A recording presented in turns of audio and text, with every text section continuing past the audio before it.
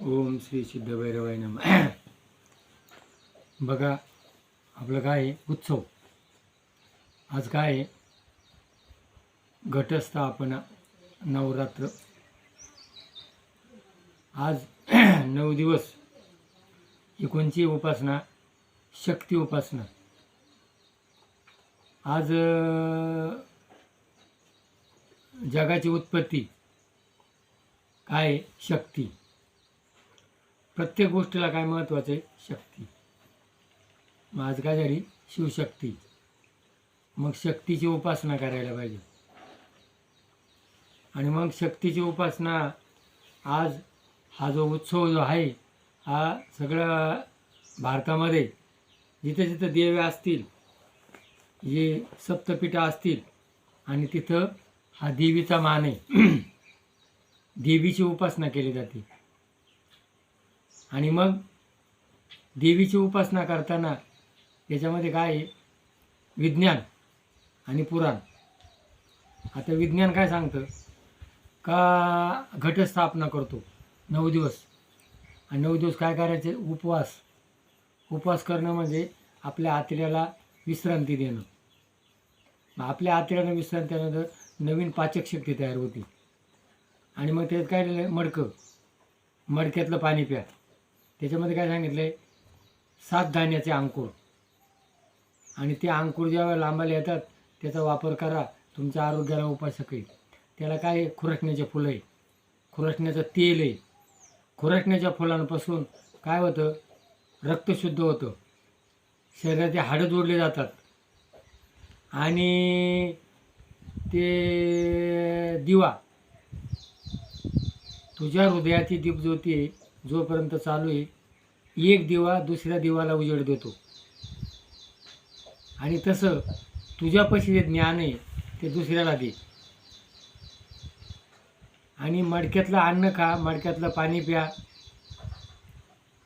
आणि माती ही पृथ्वी माता आहे, कष्ट करा आणि शेतीमधलं धान्य पिकवा. फुकट घेऊ नका आणि फुकट देऊ नका. हे झालं विज्ञान. आणि मग आजची परिस्थिती.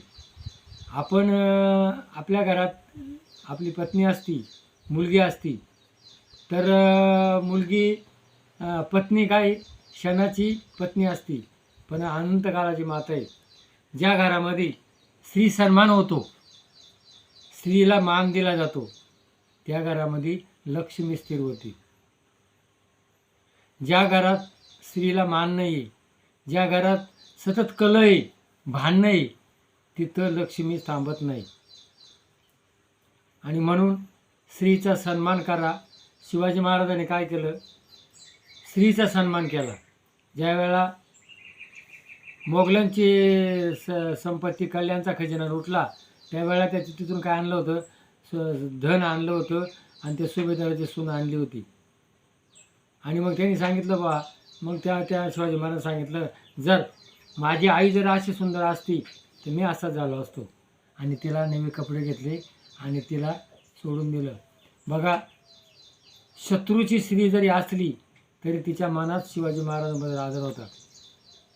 ज्या वेळेला औरंगजेबाची मुलगी शिवाजी महाराजांकडे गेली, त्यावेळेला त्यांनी सांगितलं, तो शिवाजी, तो स्त्रीचा सन्मान करील. शत्रूच्या मनातसुद्धा स्त्रीबद्दल, याच्याबद्दल, शिवाजीबद्दल, स्त्रीबद्दल प्रेम भावना होती. ज्या वेळेला रामाना इंद्रजिताचं ज्यावेळेला शिर रामाकडे नेलं होतं, त्यावेळेला इंद्रजिताची पत्नी उर्मिला रावणानं सांगितलं, म्हणून बा मी त्यांच्याकडे गेले होते. अगं म्हण, तो राम आहे, तो तुला काहीच करणार नाही, तो तुझे ते शिर परत देईल. म्हणजे बघा, स्त्रीबद्दल शत्रूच्या मनातसुद्धा सन्मान होता. तसं आज आपल्या भारतामध्ये लहान लहान मुलीवर अत्याचार होऊ राहिले, स्त्रीवर अत्याचार होऊ राहिले.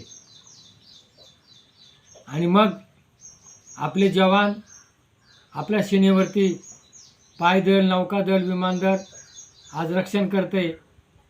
बायांचं आक्रमण थांबतंय आणि आपले तरुण आपल्या स्त्रियांवर अन्याय करतात, अत्याचार करतात. हे बरोबर नाही आहे. आणि मग या नवरात्रामध्ये आपण 9 दिवस नाचणं, गरबा खेळणं, स्त्री आणि पुरुष एकत्र नाचतात.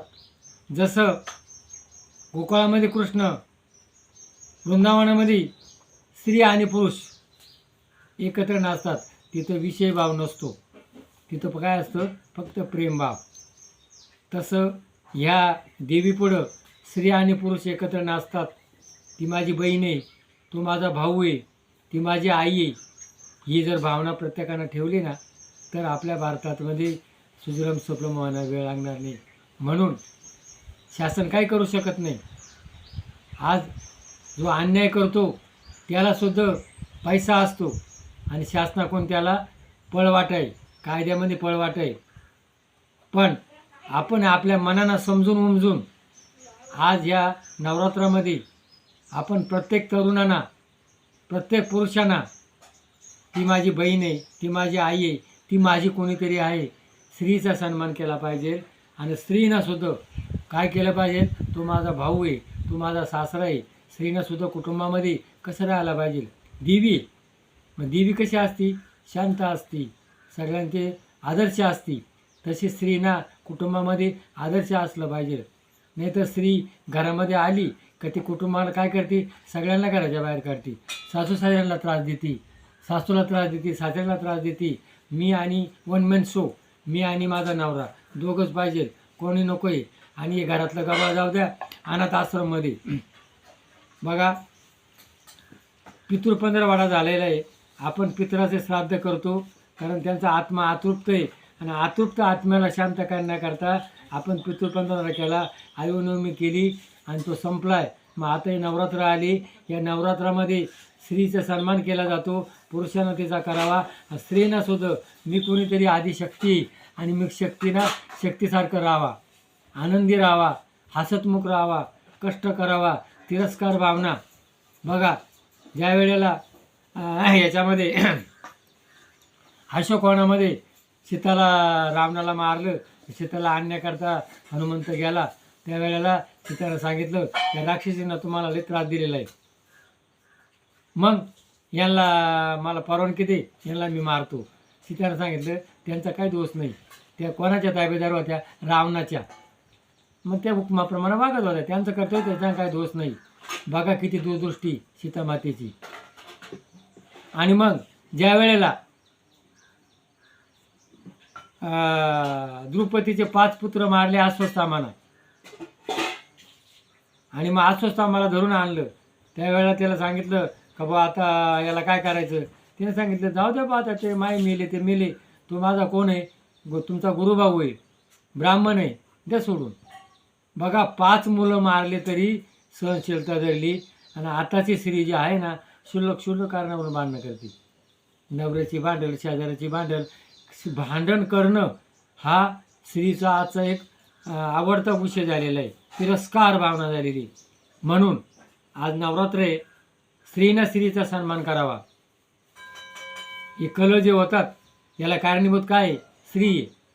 महाभारत घडलं, रामायण घडलं, हे जे आतापर्यंत जेवढं घडलं हे कोणापासून घडलं, स्त्रीपासून घडलेलं आहे. आणि म्हणून आज स्त्रीनं आपला आज नवरात्र आहे, आपण एक शक्ती आहे, आपल्या अंगात शक्ती आहे. मग शक्तीनं कसं राहावा, नाण्याला 2 बाजू असतात, पुरुषाची बाजू आहे आणि स्त्रीची आहे. आणि मग दोघांनी बी समान राहून आज आपल्याला पुढं जायचं आहे. आज एक स्त्री कुठं चंद्रावर गेलेली आहे, आज ती 8 दिवसाकरता गेलेली होती, ती विमानाचं बिघाड झालेलं आहे आणि 2 महिन्यापासून तिथं चंद्रावरती आहे. कशी राहत असेल, काय खात असेल, तिची काय अवस्था आहे बघा, केवढी धाडस आहे.